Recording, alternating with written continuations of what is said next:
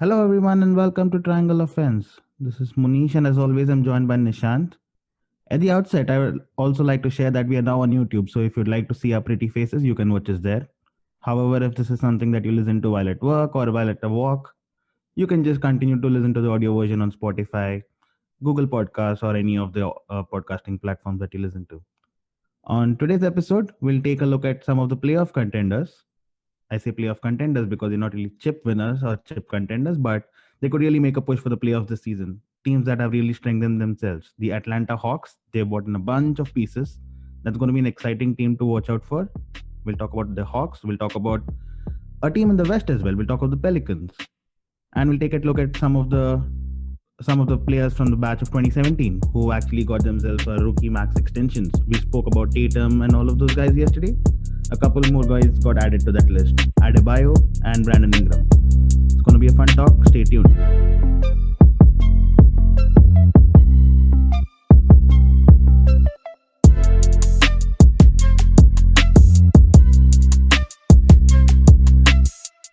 Hey Nishant, what's up? What's been happening? A pretty slow day in the free agency yesterday. Not much moving around.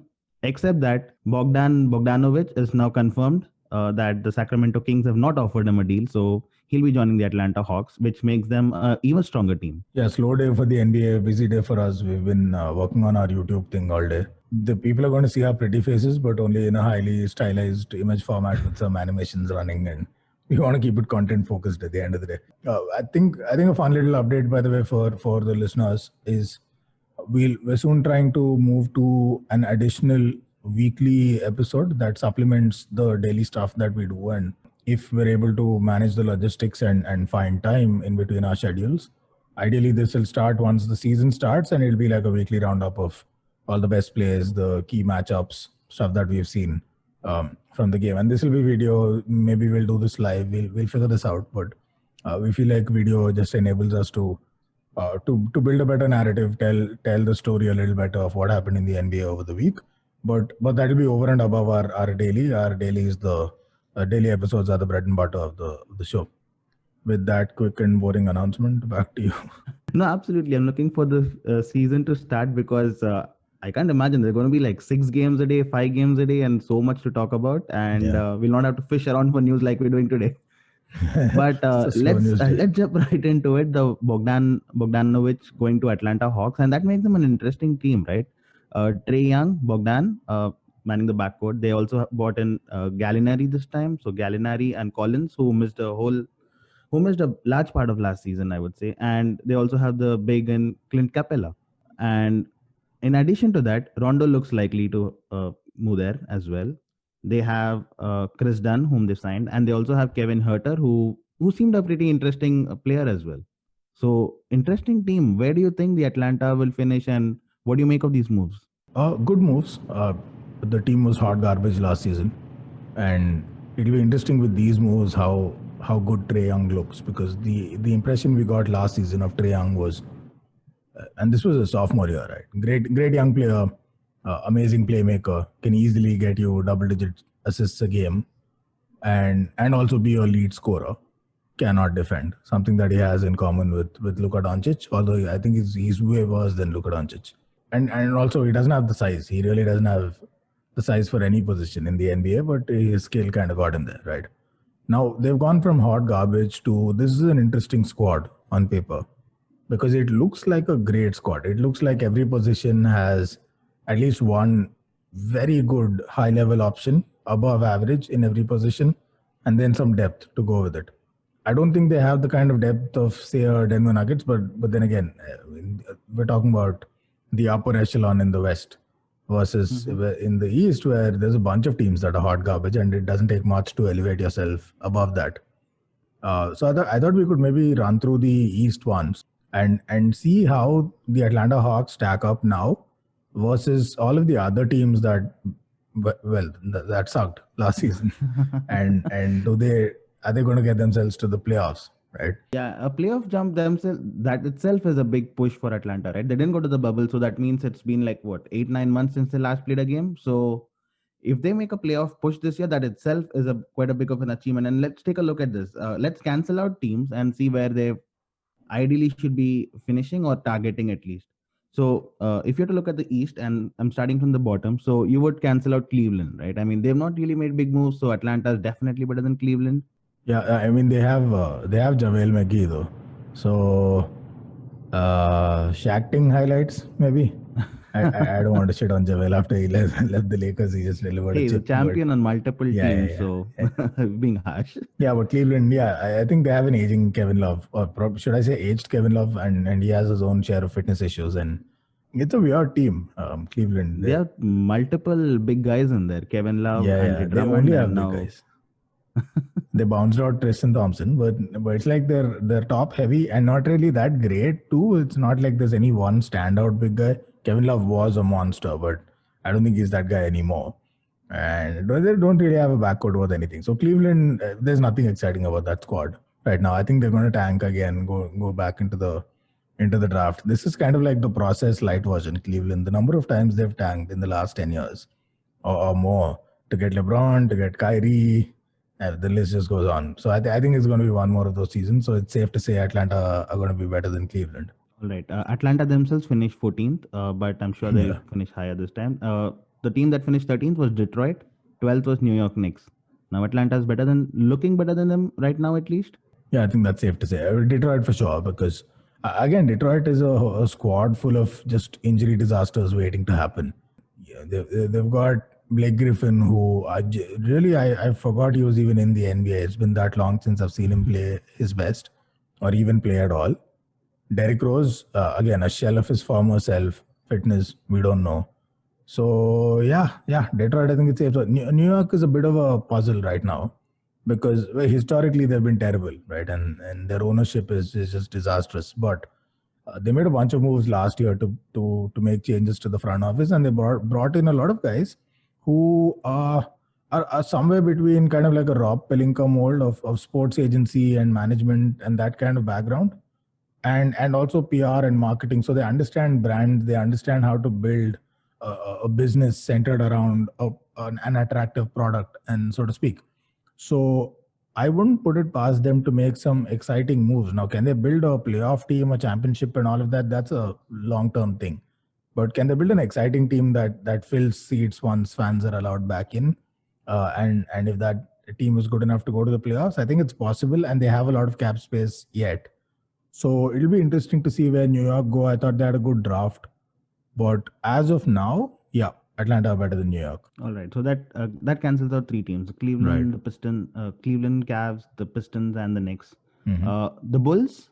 Would you put Atlanta over the Bulls? Because Bulls really haven't made any moves at all. Like, yeah, no big moves except that they got a new coach now. Yeah, no moves, and they have their only real superstar is disgruntled and doesn't look very happy to be in the Bulls, Zach LaVine. And should he want to move, there would be a fair few teams interested in a guy like that. So yeah, I don't see the Bulls really pulling anything off. I thought last season they overachieved. Despite their terrible form, I thought even that was an overachievement. So that cancels out four teams then. We're coming to almost the playoff contenders. And Yeah. I want to laugh when I say this, the Charlotte Hornets. Oh God. Yeah, you should laugh, but no, they've look. I don't know how much sense it makes to pay Gordon Hayward 120 mil over 4 years, but he is a good player. And with Devontae Graham going to get better, with him getting better, with Rozier coming back, I think it'll be an interesting team to watch. Here's what I think about the Charlotte Hornets. Do I think Atlanta is better than them? I think it's a toss-up. I think it's an interesting toss-up because Charlotte Hornets are the better set team coming off of last season, and they've just added a great piece to upgrade. But what I think about this comparison between Atlanta and Charlotte is I think both of them are going to move up. Atlanta are going to move up several places, but I think Charlotte are also going to be in contention. Because I think Orlando Magic that made the bubble and the playoffs last season, I don't think they'll be able to replicate that. I really don't think they're stronger than these teams right now with Aaron Gordon and Vucevic. As good as they are, I don't think they have quite enough to get that 8th seed back again.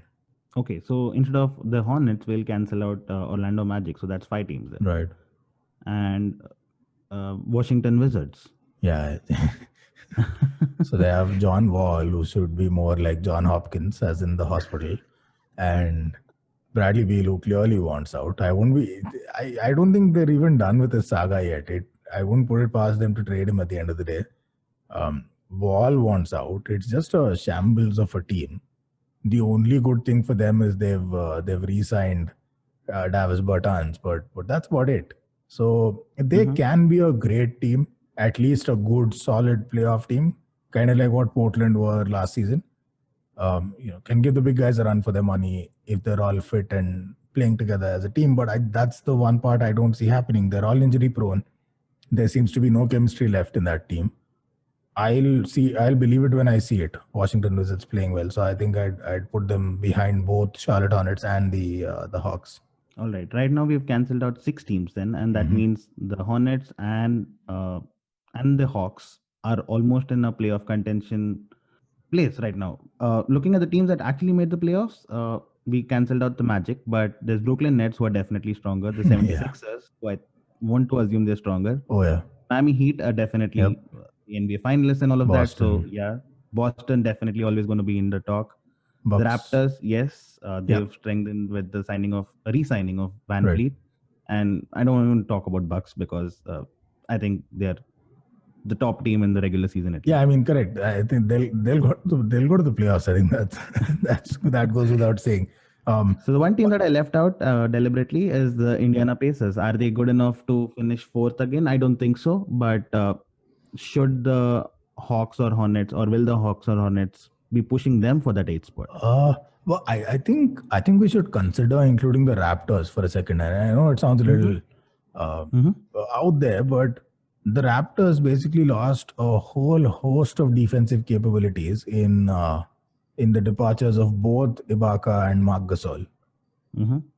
That's going to hurt. That's going to hurt at some level because they've lost size in a league that's just now rediscovering what an advantage size can be in certain situations. And they've lost a lot of rim protection. They've lost in Marc Gasol a guy who can space the floor, something that Ibaka can also do very well, and both of them are elite rim protectors. So now who's guarding their paint really? Aaron Baines. I don't know. So yeah, I know. I mean, good signing sort of, but you lost Ibaka and Marc Gasol, and you get Aaron Baines from Phoenix. I don't know. It's not adding up. So that's I wouldn't expect Toronto to be right up there.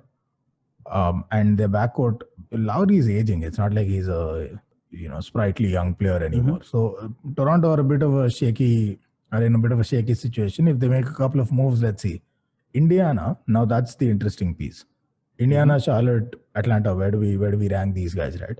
I would still put Indiana ahead. Simply because they've been there. They've done that. They've proven themselves. They found, at least a bubble Michael Jordan and TJ Warren. They have, as of now, they have Oladipo. Let's assume he's going to be fit. And let's assume he doesn't get traded. Like I said, as of now. And they've got a Sabonis who's unbelievable. He's one of my favorite kind of underrated players in the league, and he's only getting better. He's so young. So they have him coming back. And as of now, they have Miles Turner. So another kind of stretch big elite rim protector. That's a great team. Until I see either Charlotte or Atlanta overcome them in the regular season and outrank them, I'm going to put my money on Indiana because it's a proven product. You don't bet on teams that are great on paper, but you're yet to see the chemistry. I think that's where a lot of people went wrong with the Clippers last season. And that's also why a lot of people didn't outright say the Lakers are going to win it, because it's the first season of a squad put together literally on the last day. And it takes a lot to get chemistry, to manage egos, to get everyone to buy into a certain system of who gets preference where and who takes precedence where. It's not very easy to do that. Like you saw the Clippers had a fallout. You saw Montrezl Harrell and Paul George got into it, and it ended with Harrell saying, "No one can ever tell you you're wrong. You're never wrong." Blah blah blah blah blah. And of course, it ended with Harrell not being welcomed back onto the Clippers because you'll back your superstar, right? So all of these things take a lot of time and effort. It's already there in Indiana. So until I see it happen in Atlanta, where I really don't see a ready-made leader except Rondo, who I don't think will get activated until the playoffs. Same's the case with Charlotte. Who's the leader there? Like, who's the one galvanizing voice? I don't see it. 1, 2, 3, whatever. I don't see it. So until I see them actually outperform Indiana, for me, Indiana's ahead of them. All right. So that's going to be a I wouldn't say stacked, but a close push for the playoff Stacked. spots in 7, 8, 9, 6, 7, Yeah, 8, 9 in the yeah, Eastern yeah. Conference. I'll make this a little more interesting and a little more tough. Let's move to the West. And the team that I'm looking at is the Pelicans because they went to the bubble. Let's not forget that. But they finished 13th in the table, only above the Timberwolves and the Warriors. Warriors were pretty much irrelevant last season. So that team is definitely going to be much, much better. And with the return of Steph Curry and all of that. Timberwolves are super interesting because they have Karl Anthony Towns, D'Angelo Russell, and they got the number one pick. So that's definitely a stronger team. And the Pelicans have added quite a few pieces. They have the returning Brandon Ingram, Zion Williamson, and all of those. They have Lonzo Ball. They got in Eric Bledsoe from the Bucks. They lost Joe Holiday, of course, but they got in Eric Bledsoe, and they got in Steven Adams, who's kind of a mystery fit in the Pelicans. So it's a pretty decent team, but where do you expect them to finish? Do you think they can make the push for the playoffs, especially because this is a Western Conference? And like I said, the teams that finish below them are stronger this year, the Warriors and the Timberwolves. Yeah, the West is really where all the action is, right? And we were talking about this over the weekend. If you look at the West, if you eliminate for a second Mm-hmm. San Antonio Spurs and Sacramento Kings, who right now look to kind of repeat their last season's form, they've really not done Mm-hmm. anything to convince anyone otherwise. So if you take those two out of the equation, wow, this is a stacked conference. I'm just going to rifle through the names, right? Lakers, Clippers, Nuggets, Rockets. Okay, we'll see. But Rockets, OKC, Utah Jazz, Dallas Mavs, Trailblazers. You got Grizzlies with Jamorant coming back. Phoenix, who really beefed up. The Pelicans, T Wolves, and the Warriors. Wow, this is a conference. Yeah. Yeah, so Minnesota is going to be a very, very interesting team because it's a lot of young pieces. Again, leadership. It's an opportunity. I'm not going to write them off. I'm going to say this is an opportunity to see who really is that guy who's going to pull it all together and be the go-to guy for the coach. But they've got two amazing young talents in D'Angelo Russell, who's incredibly ball heavy, doesn't really do much off the ball. Karl Anthony Towns, who's an amazing young big, can shoot the three really well. He's probably the best among the bigs at shooting the three. Mm-hmm. Elite rim protector, great defender, and a spacing monster. So put those two together, and you add the number one draft pick in Edwards, who I don't know, his attitude's kind of weird so far. He said all of the wrong things, none of the things that you would expect a number one draft pick to say. He's already picking fights with other players in the league, and he's having these like Twitter battles. And I don't know, look, if he turns out to be some kind of Michael Jordan who can back all that up on the court, great. Otherwise, it's just another bad attitude, too cocky for his own good kind of player who'll flame out very quick, right? So I don't know. He's a bit of a mystery piece. He has the talent, no doubt, but it takes a lot more than talent to succeed at this level. So Minnesota is an interesting team there. Golden State are going to move up for sure. They go into the playoffs. Let's not any team with Steph Curry on it with any kind of defense that's going to the playoffs. So I'm going to put them right up straight away. What seed they finish, I don't know. It remains to be seen. But they're going to the playoffs. So let's move them up. So now you're looking at T-Wolves, Pelicans. Are they better than Sacramento? Yes. Are they better than Spurs? Yes. Are they better than Memphis? Yes. Both of them. Mm-hmm. But then that's about all you can eliminate, right? Yeah. So if you've eliminated the Kings, the Spurs, and let's say the Grizzlies, right? Mm-hmm. So you're now left with really 12 teams that are competing for the top 8 in the West. And it's anybody's guess where you rank them. Maybe Would you want to OKC. eliminate OKC as well? Yeah. Because correct. whom are they going to play with? I mean, do they even have players Picks. or they just So have they'll, future players? Yeah, they're going to come back in a time machine and play with their future draft picks. I don't know if they even have a starting 5 right now in OKC. Who the hell is left there? I have no idea. Anyway, oh wow, I feel for the guy. But I think OKC you can move down at least for this upcoming season. I would be surprised if they don't actively tank. Right? Mm-hmm. Houston, as long as their 2 superstars are there, I'm not counting them out. The day they get traded, then we talk. Right? So they're up there. Utah's up there. Mavs, I'd expect to be a top 4 team this season.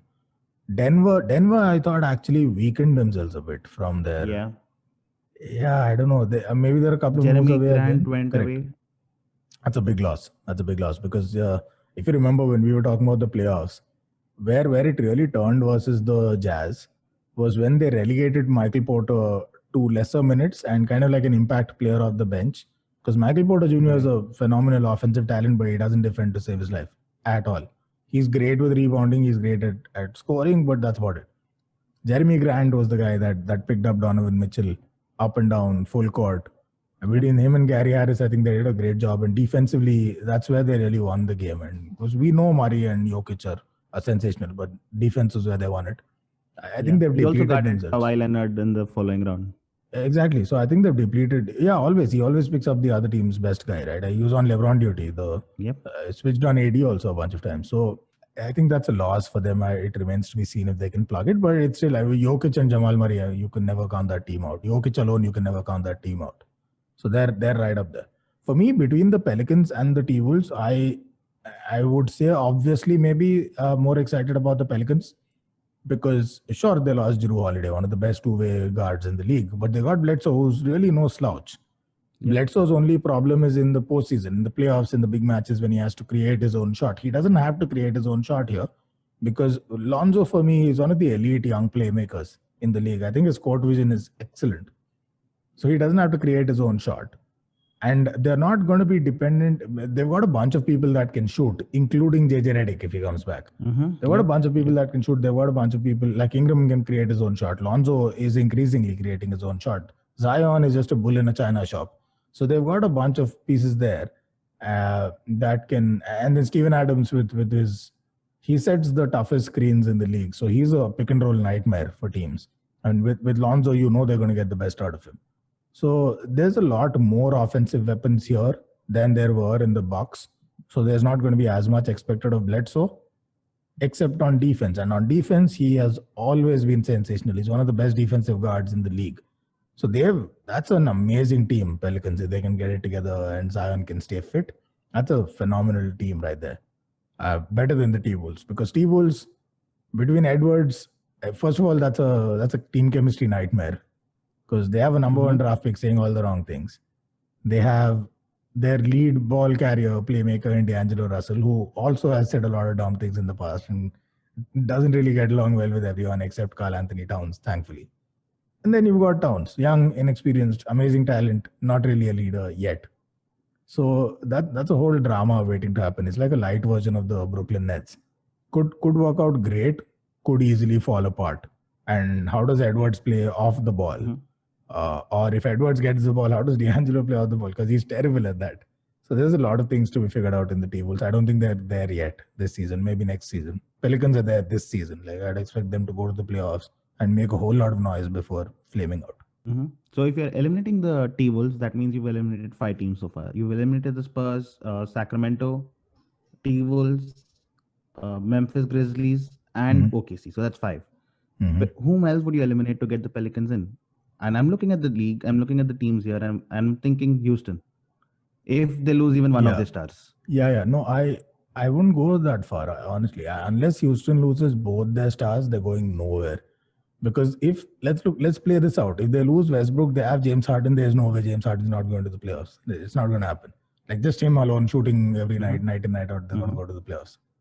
If they lose Harden and they keep Westbrook, first of all, think about this. If you're going to lose Harden, you're going to get a host of talent in return. Let's assume somehow Brooklyn Nets figure out a way to get Harden. What do you get in it? You get Dinwiddie, you get Jared Allen, you get Karis LeVert. That's a playoff team. There's no way you're losing Harden without getting the world in return. So I wouldn't write off Houston just yet. If they lose both their superstars, unless they actually want to actively tank, they'll get the universe in return. So that's a good team. That's a good team right now. And I expect it to be a good team unless they choose to tank. At least enough to get to the playoffs. So I can't really write them off. Can't write the Jazz off. I think it's going to be down to... Look, I think the Lakers, Clippers, Nuggets, Rockets are there, right? So that's 4 teams. I think the Jazz are going to make it. Mavs are going to make it, right? So that's 6 teams.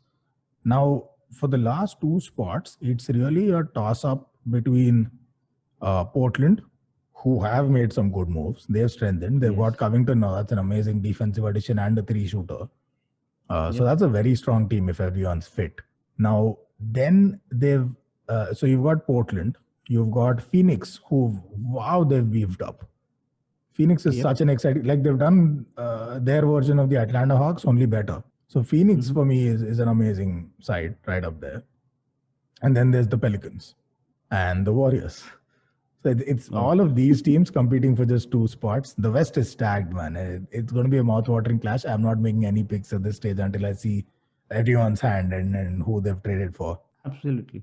Let's also not forget that we have a play-in game this time. So 7, 8, 9, 10 will be playing Yeah. against each other with the 9 and 10 seeds having to win twice to make the playoffs. So even if you finish 10th, you're in with a chance of making the playoffs. Correct. And it's nice because if there's any conference where the play-in makes sense, it's this West. Because in the East, it's like, who cares? But the West is where it gets really exciting.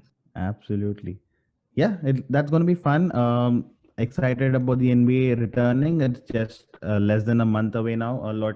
I see a lot more moves happening. I think we're still all awaiting Giannis and his decision and how that will turn out for so many of the teams. And that's like an everyday topic, right? And It's such a tease, man. why I stress upon that is yesterday the Miami Heat gave Bam Adebayo his rookie extension contract, right? So now that makes things interesting because what are Miami going to do now? Can they can't really afford Giannis with all of these guys, so they'll have to trade out Bam, Butler maybe Well, it if they're depends. going to get So, Giannis. yeah, I mean, they're not going to trade for Giannis. I think that'll be a pretty dumb move. Because trading for Giannis means you give up half your squad at least, and that's true for any team really. Unless you're OKC and you can give like 51 picks in the next 3 years, you really have to trade half your squad just to make the contract scene work. And it'll most probably be either a sign and trade or even just as is. His contract isn't exactly easy to move, right? So it's tough. I think Miami, most of the big teams that want to get Giannis, I think they're waiting for next season. I think the dream scenario for them is he doesn't sign the supermax, he plays out his contract. It's highly likely he's not going to go to the finals, at least not with the current squad, unless they get Beal or something. So then you have a disgruntled Giannis, and he's a free agent, and that's where most teams would want to make a move. We're hearing talk that the Lakers want to do a 1+1 deal with AD so that both him and LeBron can opt out at the end of this coming season, and then they figure out how to fit in Giannis. I'm sure the Lakers would like to do that. I don't know if that makes entire sense for Giannis to do that and kind of be the second or third fiddle in a team. But all of the teams are looking to get him. You look at Miami, you look at the Lakers, you look at the Warriors. I think all of them are looking at free agency, which gives them time. A lot of these teams have a lot of players on 1-year contracts that they can choose not to renew and then see how to fit Giannis in. Miami right now, their biggest asset is they have so many of their key players who are on rookie contracts, who are going to be on rookie contracts for the next few years. And that gives them so much flexibility. No other team really has so many rookie contracts except maybe the Pelicans that can all deliver the goods, right? And that really is their asset. So then, what are the big contracts that they have? They have Jimmy Butler, they have Adebayo. That's about it. That's really about it. Is it too tough for them to fit in a Giannis? No, I don't think so. I think players like Butler would be willing to take a relook at their deal if it means fitting Giannis in. I think they're still well within a shot. Like Bam's contract doesn't make it that difficult for them to bring in another max player. It'll be like how the Lakers are fitting in LeBron and AD and still have space for like one extra player. And as Butler gets older, I think he'll start moving into that mid-level exception sort of price range. All right, it's going to be interesting. The other player who also got a rookie max extension yesterday was Brandon Ingram. So well deserved. Yeah, for sure. And kudos to the guy for having the balls to do this, because he was offered a contract last season. It wasn't quite as big as this. It was good money, but it wasn't a max contract. And he turned it down with the Pelicans. He turned that contract down. He chose to play on his existing contract, turned down a year of good money so as to not lock himself in, because he bet on himself. And he said, in this team, with the opportunities that I get, I can actually prove myself to be a max contract player. And man, major props to him. He did. And he got a big time payday. Absolutely deserved. This guy's a potential all-star for years to come. And even outgoing, when he was leaving the Lakers in exchange for AD, you heard a lot of Lakers, including the ones that you would respect, their basketball opinion, LeBron and Rondo and all of these guys.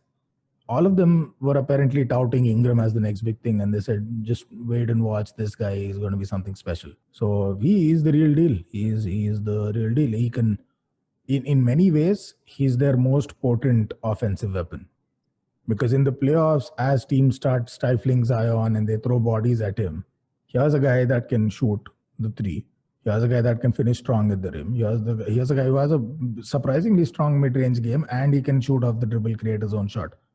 That's a special max contract. In a world where, come on, Darren Fox gets a max contract, and Brandon Ingram easily gets a max contract.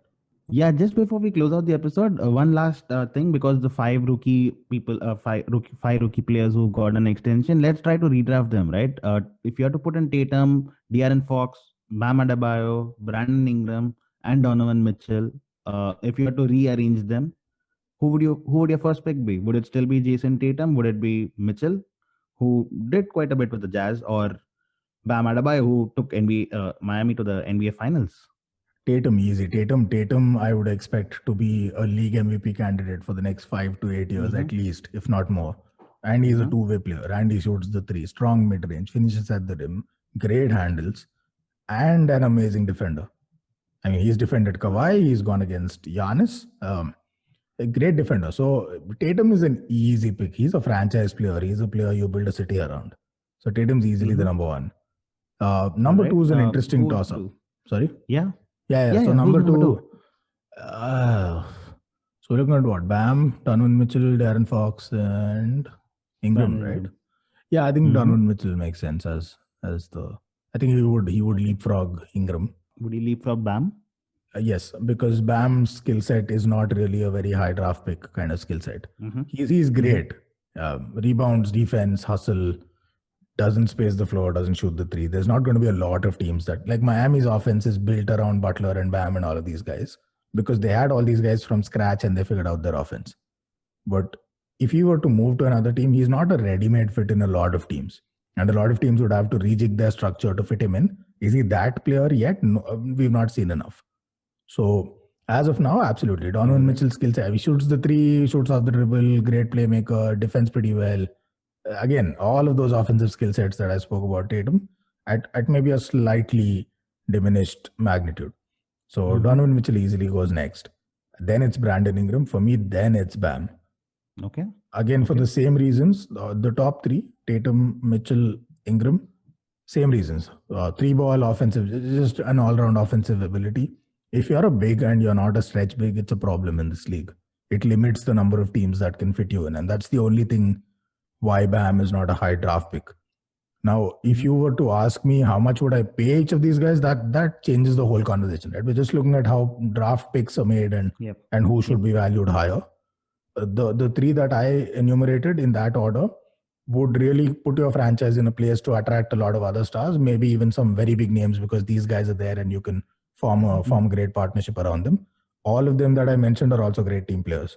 So not that Bam is not, but it like that would have been a detriment to their draft value, but that's not. So that's kind of like a hygiene factor that they all tick.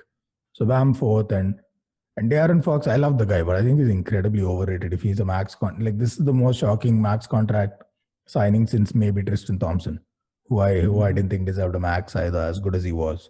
So yeah, he's last in this list. Okay. But nevertheless, a lot of talent to look forward to drafting this stuff, and they will continue to do so in the years to come. I think we've run out of time, so that's all for today. Always great talking to you, and we'll keep doing this as we approach the new season.